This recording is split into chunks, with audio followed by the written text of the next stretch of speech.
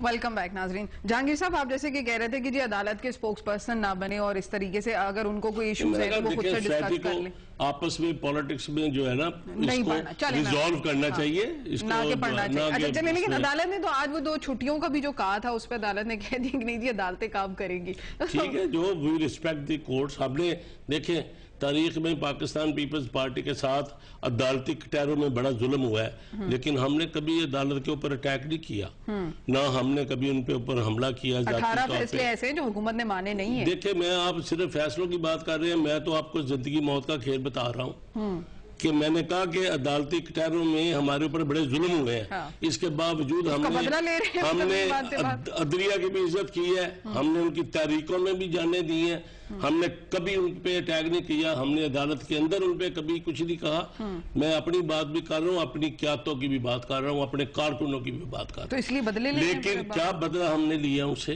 तो आपको जिन्होंने हमला किया है उनकी तो कभी आपने बात नहीं की, लेकिन मैं आपको एक बात बता दूं, मुशावरत नहीं की तो क्या बदला हो गया? भाई आप you are talking of the working relationship. वो जब आपस में बात करेंगे रिलेशनशिप इज ऑल ओके। जजों की तकरीरी पे मैंने कहा कि देयर इज नो प्रॉब्लम। एक जज की तकरीरी में क्या प्रॉब्लम आ सकती है when there is no on others. चीज ये है कि जिस तरह से प्रेजेंटेशन की जा रही है ना कि अदलिया को और जो पाकिस्तान पीपल्स पार्टी है उसकी हुकूमत को लड़ाया जाए, तो ये कौम के बेनिफिट में नहीं है। कौन प्रेजेंट कर? कई यहाँ पे कई खिलाड़ी हैं जो शायद अपने इक़्तिदार के लिए ऐसे करना चाहते हो। पाकिस्तान पीपल्स पार्टी जो है ना, पाकिस्तान में किसी इंस्टीट्यूशन से नहीं लड़ना चाहती। हम जो है फैसले नहीं मानेगी, मुशावरत नहीं करेगी। देखिए, फैसले माने हमने, बहुत फैसले माने हैं। कौन से? जो देखिए, सारे फैसले माने हमने। कौन से फैसले नहीं? सारे फैसले, वो फैसले तो आ जाते हैं, वो बेचारे रोते रहते हैं, बोलते रहते हैं, बोलते रहते हैं, वो उनकी आदत है बोलने की कि फैसले नहीं माने जाते। बात तब आएगी जब वहां पे सुप्रीम कोर्ट कहेगी कि फैसले नहीं मानेंगे, फिर आइन में रास्ता है वो उसके मुताबिक कहेगी फैसले। हारून साहब से पूछ लेते हैं। हारून साहब, आपका क्या ख्याल है, फैसले माने जाते हैं? No problem. उससे नीचे इम्प्लीमेंटेशन में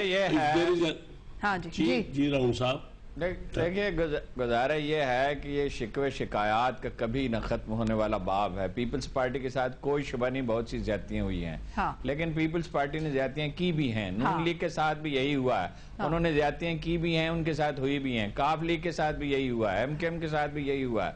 हर पार्टी का अगर आप जायजा लें, उन्होंने जुल्म किए भी हैं और जुल्म सहे भी हैं। कहीं ये चैप्टर क्लोज होना चाहिए। और उसका एक बहुत सादा सा उसूल ये है कि साहिब मामला जज नहीं होता, दूसरे लोग जज होते हैं। रियासत के मुख्तलिफ अदारे होते हैं, वो अपनी अपनी हुदूद में काम करें, फौज अपनी हुदूद में रहे, इंतजामिया की भी अपनी हुदूद होती है, इंतजामिया की लामहदूद नहीं है इख्तियारात। अच्छा, पार्लियामेंट जो है कभी उसको काम करने ही नहीं दिया गया। उससे नवाज शरीफ साहब ने कहा मुझे अमीरुल मोमिनीन बना दे, मुझे दस्तूर का एक हिस्सा मुअत्तल करने का इख्तियार दें। भुट्टो साहब ने कब कौन सी पार्लियामेंट की बात मानी, और बेनजीर ने कब पार्लियामेंट की बात? अभी जो रेजोल्यूशन अफगानिस्तान पे हुए हैं उसमें किस पे अमल दरामद हुआ है?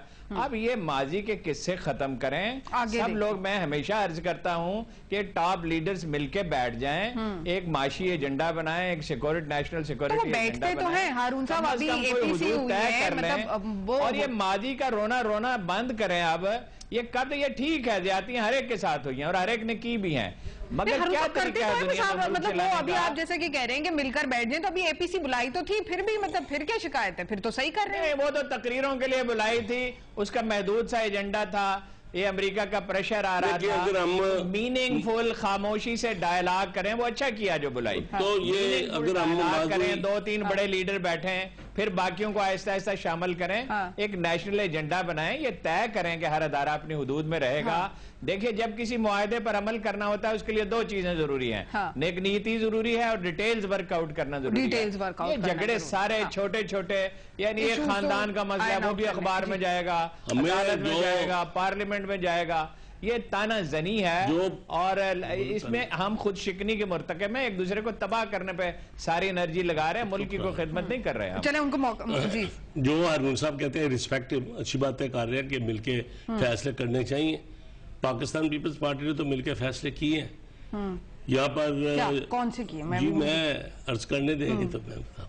प्रेसिडेंट जो है जरदारी साहब, उनसे ये कहा गया कि वो अपनी पावर छोड़ दें, आईनी ताकत, कॉन्स्टिट्यूशनल पावर्स जो है, ऑपोजिशन ने कहा, जिसने भी कहा छोड़ दे, उन्होंने जबर जेर का फर्क नहीं डाला कि ये मेरे पास रहने दें, ये आप रख लें। No bargaining, one sided. जो उन्होंने कहा उन्होंने सब पावर्स अपनी जो है वो पाल। तो ये क्या, it is not worth appreciable point? You will not appreciate this? क्या ये किसी खाते में नहीं आता? मुशाहिद साहब से पूछ लें, मुशाहिद साहब क्या ख्याल है? चले पूछ ले मुशाहिद साहब से, किसी खाते में आता कि नहीं? हाँ। बात यह है कि देखें, जरदारी साहब ने वो पावर्स जो परवेज मुशर्रफ ने यूजर्प की थी एज ए यूजर्पर, वो विड्रा किए। वो तो आइन की पावर्स थी ना। हाँ।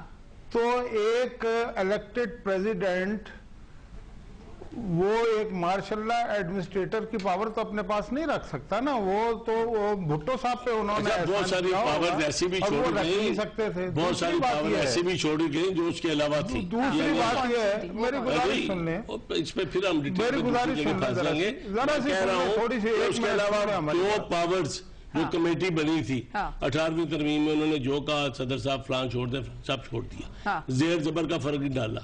इससे ज्यादा बातचीत इस तरह जो कंसेंसस तो सुन रहे जाकिर बदर साहब, तो अगर कोई अप्रिशिएट न करे मुझे मैंने तो बात करनी है जो बात मुझे समझ आती है। अगर ये कहें जी कि जी छोड़े जी बहादुरी के किस्से, तो क्या मैं दलालों के किस्से शुरू कर दूं? मैं जो उन्होंने यहाँ पे सियासी दलाली की, पूरी कौम को बर्बाद किया, जो अब भी कौम के चैंपियन बनना चाहते हैं, क्या मैं उनका यहाँ पे किस्सा बयान करूं? मैं तो करूंगा उनके जिन्होंने कौम के लिए कुर्बानी दी ताकि अंदर दलाल ना फले फूले यहाँ की पॉलिटिक्स में, जिन्होंने यहाँ की पॉलिटिक्स को बर्बाद किया। किस किसका नाम लूं? I am student of politics since my student I. मैं 40 साल से ज्यादा हो गया मुझे पॉलिटिक्स में।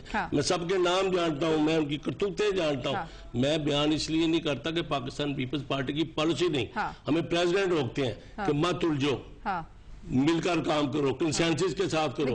जितनी पार्टियां पार्लियामेंट में बैठी हैं, जितनी पार्लियामेंट में पार्टियां बैठी हैं, सबने हमारे साथ जो पावर शेयरिंग की, किसने नहीं की? इससे ज्यादा अच्छा कंसेंसस और क्या होता है? बात ही नहीं है। What is the definition of consensus? क्या हो गया क्या जी मुशाहिद साहब?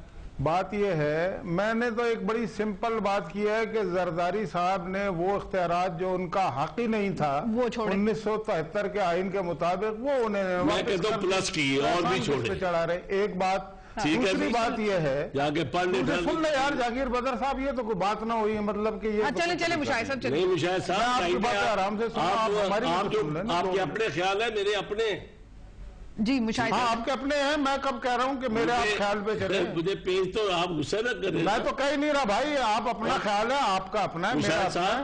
अब मेरी बात तो सुन लेना कम से कम। ये तो ख्याल आपका नहीं है ना कि मेरी बात तो सुनी जाए। आप ठंडे ठंडे मोहब्बत से बोले, टेम्पर तो ना लूज करें। अगर हम ही आपस में ऐसा करेंगे, टेम्पर कहाँ से लूज कर रहा हूँ? आप दलाल का और कई असेंबली में शेर पैदा हो जाएंगे। मैंने तो कोई गंदा लफ्ज इस्तेमाल नहीं किया। हाँ, मैंने गंदा किया क्योंकि मैंने दलालों को देखा है, इसलिए मैंने किया है। दलाल तो खैर बहुत सारे फिर रहे हैं ना जी, वो तो कैबिनेट में भी बैठे हुए हैं। मैंने तो किसी का नाम नहीं लिया, छोड़ दें, वो बड़ी लंबी स्टोरी है। इंटेलेक्चुअल बात करना चाहता हूँ वो।